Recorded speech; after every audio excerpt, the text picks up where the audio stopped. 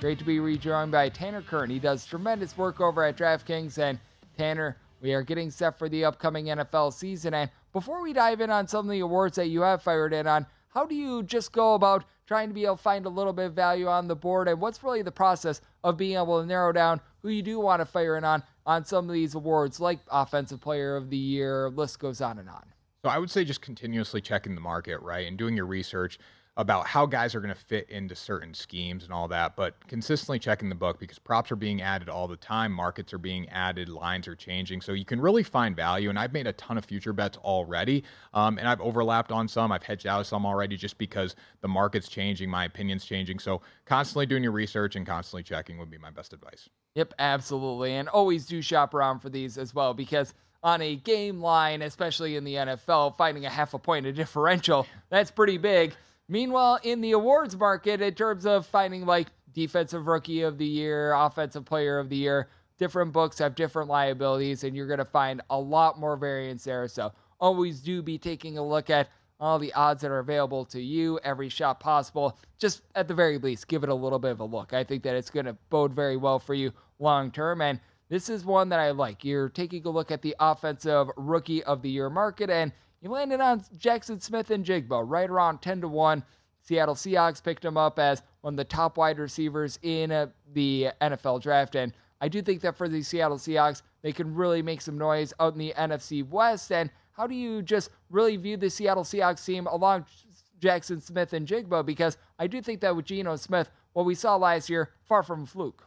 Well, I think JSN is a perfect fit into the Seattle scheme. He was the first receiver off the board, went 20th overall to Seattle, and he had a great college career. He didn't have a great season in 2022 necessarily, barely played because of an injury, but when we go back to 2021, he was third in the nation in receiving yards with over 1,600, and the receiver room that he was in was absolutely loaded. Chris Olave and Garrett Wilson, to name a few, at Ohio State. So he shined amongst a group of first-round picks. We look at the scheme that the Seattle Seahawks run. They love to throw the football. Geno Smith is elevating his game. We saw him get better and better last season. I fully expect that this season. And another reason to go with him here is the fact that Tyler Lockett and DK Metcalf are going to get a lot of attention from defenses, and that's where JSN fits in. He's a shifty wide receiver that can make a ton of plays, and he has a very good catch radius, and once he gets the ball, he can get upfield. So I think there's a lot of opportunities for him to score, rack up yards, rack up stats, and that will obviously equate to Offensive Rookie of the Year if he has a good enough season. I'm going to stay away from the quarterbacks here. I think there's too much variability with rookie quarterbacks, even though they might be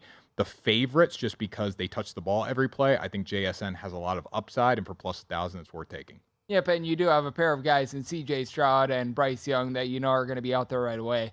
I just have not been a believer in Anthony Richardson at all being out there week one, and even if he is out there week one, not a guy that I think is going to be having a very good season. So I'm in agreement with you there. But when it comes to NFL MVP, this is very much a quarterback award. Last non-quarterback to win it is Adrian Peterson, and that took quite a feat to be able to do it. If Cooper Kupp doesn't win it at wide receiver a few years ago, I don't know when we're going to see a wide receiver be able to win this award. But you've got a couple of very short shot favorites that are out there in the AFC. Patrick Mahomes, 7-1 at DraftKings. Joe Burrow is plus 750. Josh Allen is 8-1. And then you got a fall off for there. By the way, I will get this jab in right now. Justin Fields at 20-1.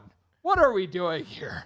That's one where if you're looking who to not bet, Justin Fields at 20-1. I see no value there in terms of him to be able to win MVP. But that said, I know that you're taking a look at one of the main AFC quarterbacks to be able to take home this award. Yeah, just going off Justin Fields, I saw a hot take on Twitter. I forget who it was from, but Justin Fields to win MVP. That's a little crazy considering the Chicago Bears are probably not going to be that good of a football team.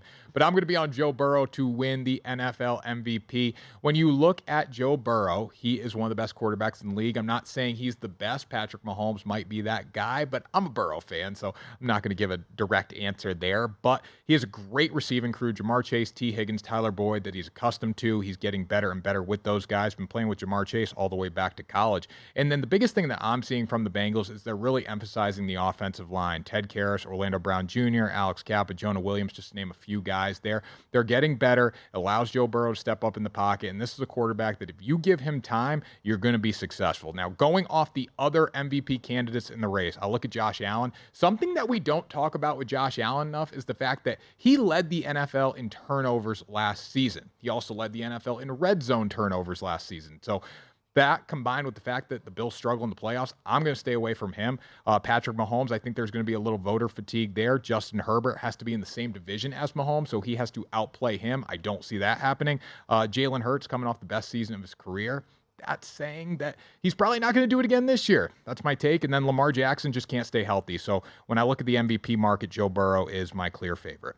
Yep, I think that that's very well said there. And Trevor Lawrence at 14-1, could he be a very valuable bet if you get 14-1 in 2 to 3 years from now? Yes, but I think that he needs a little bit more seasoning as well. As Tanner Kern, who does great work over at DraftKings, he's joining me right here on the Greg Peterson Experience. And speaking of quarterbacks, I think it would be a little bit outlandish if this guy won MVP, but I know you're looking at a little bit of a prop on Mac Jones. You were able to fire in on his over passing yards at 32.5 and 50.5.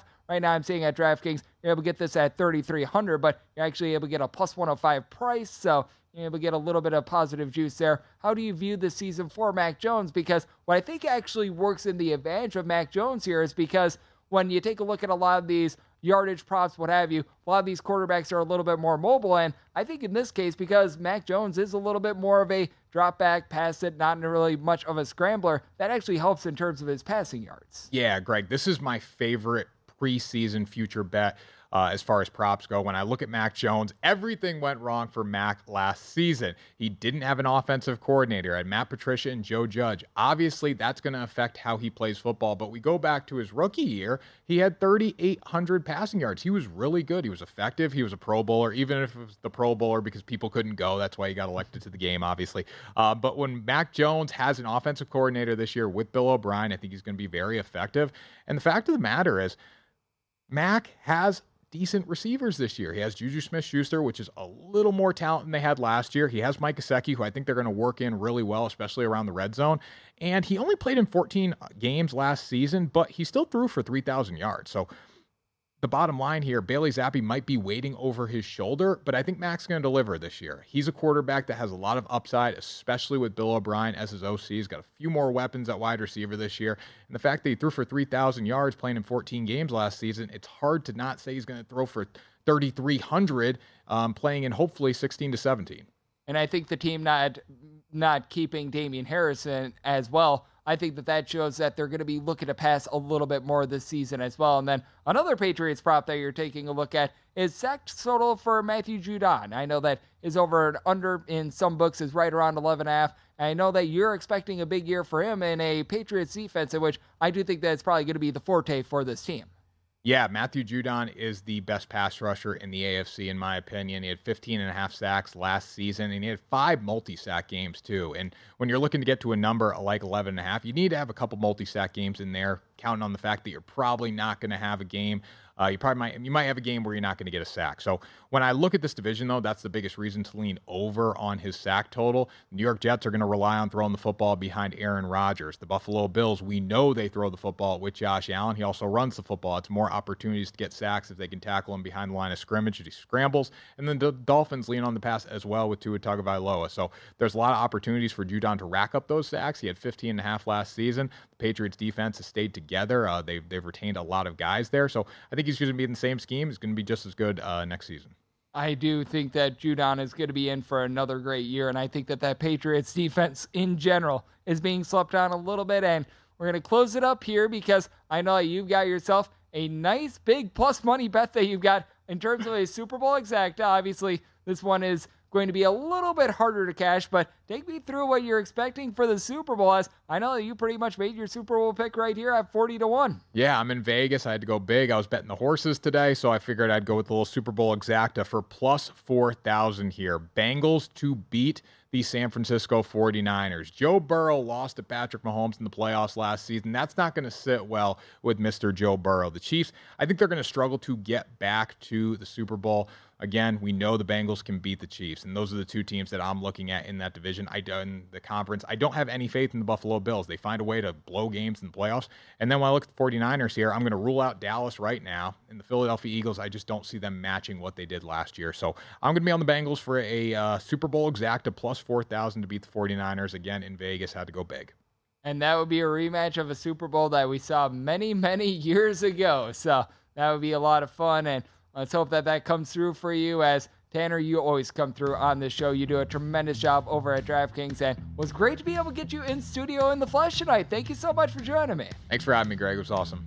Always great to have Tanner Kern aboard. And coming up next, we wrap up shop here on the Greg Peterson Experience as I get you guys my DK Network write-up pick for this MLB Baseball Friday right here on VSiN, the Sports Betting Network.